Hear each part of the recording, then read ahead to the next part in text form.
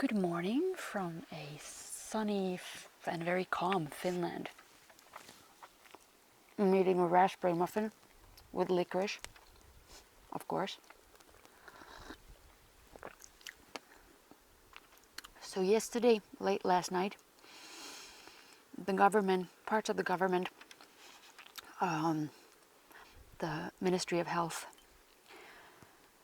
had a press conference announcing the tightening of restrictions regarding the corona situation in Finland. There have been several planes coming into Finland with COVID-infected passengers. They've issued tests at airports that not all people have. It's not obligatory, so some people have declined it for some reason. And people with symptoms have come into Finland and disregarded the quarantine recommendations. Now, these are just a few individual cases that have been written about, and I'm fairly sure that the government doesn't just issue tighter quarantine restrictions based on a few individual cases. So there's a lot more to this than what we've read about in the media lately. The new restrictions, as was announced yesterday, late last night, are that people arriving from COVID-infested areas, risk zones that are listed country by country, have to go into mandatory quarantine, just like in many other countries, I guess. And these people are informed about this, wherever they come from. And this also includes people that are transiting. So basically, if you come from Spain, you'll have to go into mandatory quarantine in Finland. And if you come from Denmark, you don't have to. So you can't, if you're transiting, some people have tried to, fly into Denmark and then into Finland. And the Finnish authorities will track you down for these as well. So no crooked transit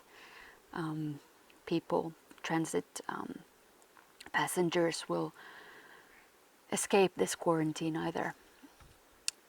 All of the practical details are still yet to be revealed, I guess.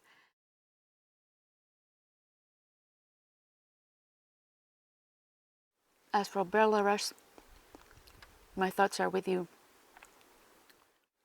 and more will probably follow. It's such a tense situation. It's like any demonstration, any elections that are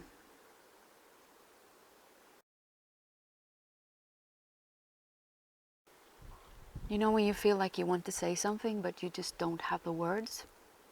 You don't have any words. There's actually nothing to say. Извините, у меня слов нет. Писать, что сказать? Но, возможно, я смогу проявить солидарность, помолчав. Wiedza Finka. Good day. Today I wasn't going to do a video, but since I got so many requests on doing another video, no, I'm kidding, I didn't get any requests. I just thought I'd start the vlog like every other vlogger does. My English is suffering here, not because I don't speak English, but because I basically don't speak. I'm at a place which apparently, according to authorities, have 156 people living here. So, when I'm gone, it's 155. All the summer guests have gone, and I just wanted to show you guys the incredible view. Look at this. Ain't that a beauty? I'm sure my microphone is going, flipping out because it's windy as fudge here. Beautiful, beautiful nature. There is nothing like it. Wow. So where am I? Well, I'm up in a bird watching tower. Bird tower is what it's called in Finnish. A bird watching tower This place is, well, you don't really see that many birds now because the wind is so strong, but you can still enjoy the view, which is why I'm here. And I got sort of inspired to do a video because of this lovely nature. Also because I got some interesting comments, and for those of you who have commented and whose comments partly I haven't replied to and partly I haven't even seen. Sometimes YouTube seems to remove certain comments and I can't even find them in my unwanted folder. My unwanted folders, which is of course something I can always say. If I don't like a comment, I'll just remove it and be like, oh yeah, it's YouTube. No, I don't do that. I did get a comment on, and I'm please pardon my tardiness. I didn't see it until a few days ago. Someone asked me to watch a video and give my thoughts on it. The video was basically a very polished guy, young guy, British guy, talking about, like ridiculing, giving sort of a populistic hate. I would call it populistic hate speech. He doesn't use strong language or anything like this, but populistic speech about rape and how it's, as I understood it, how it's all the fault of Islam, which is quite ridiculous. I mean, the video was not important. He might as well have given a speech on breeding poodles for circus acts, as far as the video goes. So I'm not going to comment on the content because there's nothing to comment on it. Actually, I'll specify the video a little bit more so as I try to minimize my own trolling. The video was basically making fun of and trash talking some campaigns, I suppose, some instances that made some sort of ridiculous videos about how to avoid rape, or making some sort of childish song about this is my body and don't touch it. And there was a lot of media that was taking out of its context and him telling the viewer what the media was, but there is no index of what we're seeing, and there is no way for us to know what's what.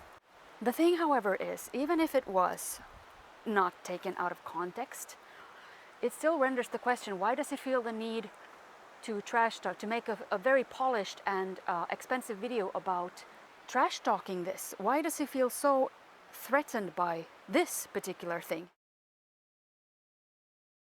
Wasn't it so ridiculous that it's actually just funny and not a threat? I mean, I've seen videos that the church here makes in order to make the church look cool to youngsters, and they're quite ridiculous. At least in my youth I used to see this. But I don't feel the need to trash talk them. The church is not a threat to me unless I get paid by somebody who is in fact threatened by the church. Forgive me, I will sound very arrogant, but it's like the newer generation, including myself, my own generation, are like, media is used to separate us from philosophy, history, and thinking for ourselves. And I'm sure many of you can agree or find examples of this in one way or another.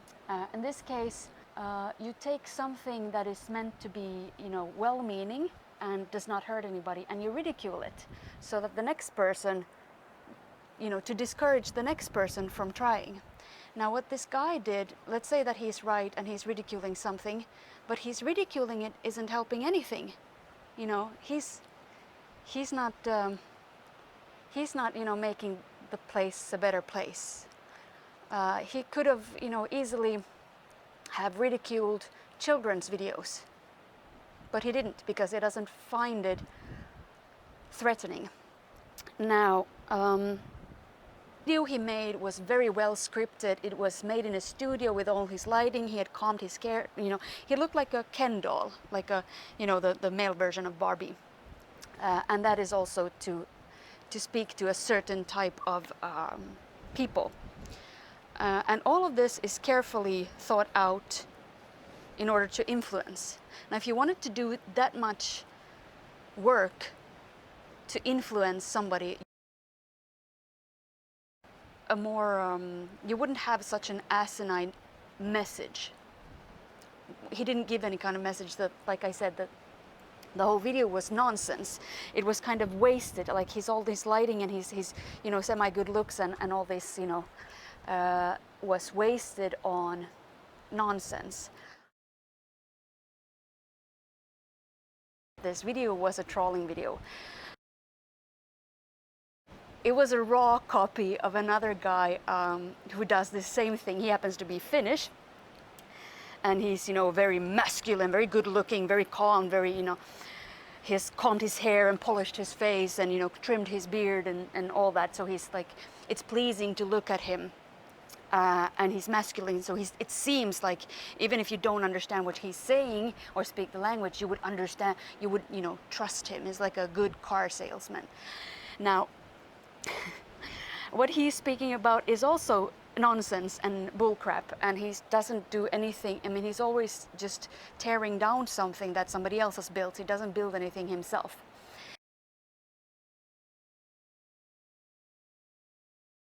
The problem is that it is so easy to believe it because we don't have anything else to relate to nowadays. If you want to know a truth about something, you really have to do research and dig. And us people, we're lazy. We're curious and we're lazy. We're curious and we're convenient. And it's convenient to just, when something is inclined towards something we kind of feel comfortable with, we're inclined also to believe that as a, you know, the word of God, and not think for ourselves. And usually it's about, you know, they do this, they do that. Who is they? And when do they become me? You know, we never stop to think about this. I mean, yes, we do, but I mean, in general, this is like, I feel this is a threat. This is like a true threat to society, to a regular human solidarity society.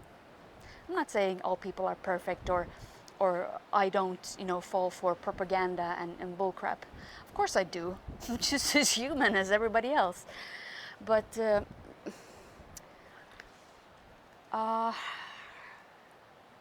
what can I say? Always laughing at somebody else for learning something that we personally find to be obvious. Why is that something to ridicule? Isn't it good that that person learned something? They took a step further in their own development, in their own self-development. And what are we doing? So, you know, I try to follow my own advice on not persecuting people for being or doing, you know, not being, but doing stupid things, but rather try to not make those mistakes myself or those stupid things myself. Of course, I fail gravely at times, obviously, and sometimes I also do a lot of crap that I think is right, because most of the time, if we don't think what we're doing is right, then we try to convince ourselves that we do think it's right, right? So, having walked through this, you know, Jesus speech on self-improvement and self-development, we're never, you know, fully developed. We are never fully the person that we are at this moment. You know, 1 second from now on, I may have a thought that makes me into a person that is somebody else that I was 1 second ago, you know? And and where am I going with this? I'm not quite sure myself. As my video is not as well structured as that guy's video, my hair is definitely not as combed, and my beard is not as polished. You might see, you know, that one. I might have some hairs somewhere, but I am not. I have not trimmed myself. and I am quite sweaty from running up these stairs. I'm at a height of about, I think it's like 30-40 meters. So, you know, a fall from here would be fatal. What I'm trying to say is that, you know,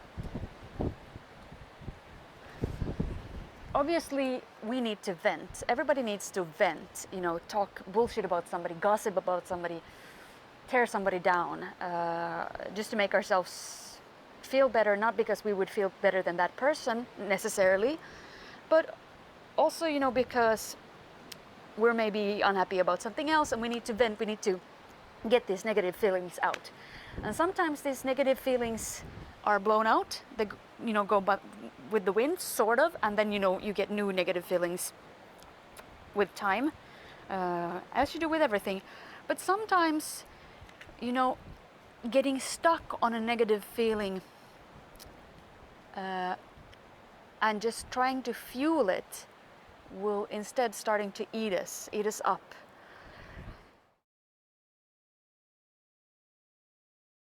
And even I have strangers around me who may be suffering because I'm trying to project my negative thoughts about especially myself onto them instead. Because as humans, we have a tendency to project ourselves into other people. So when we want to, you know, insult somebody, we usually insult them with things that we personally think are negative.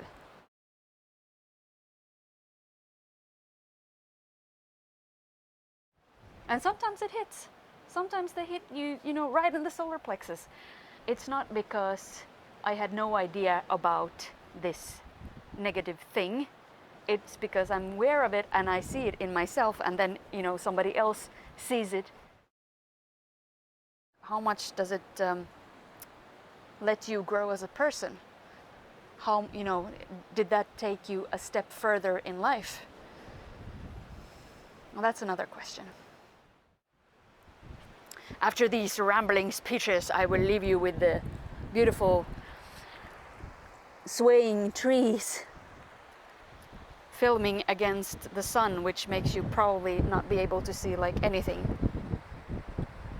Except GoPro is kind of in this area. GoPro is pretty good.